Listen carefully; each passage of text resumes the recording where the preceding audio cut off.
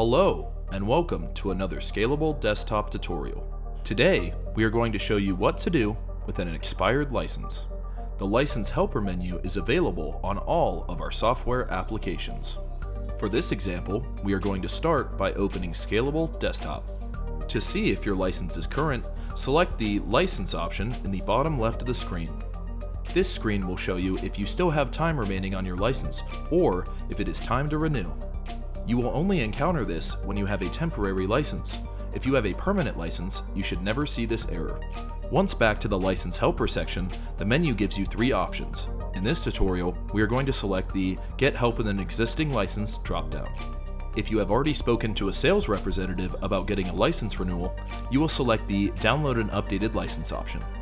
In order to do this, you will need to be on version 9.0 or greater and have a valid internet connection.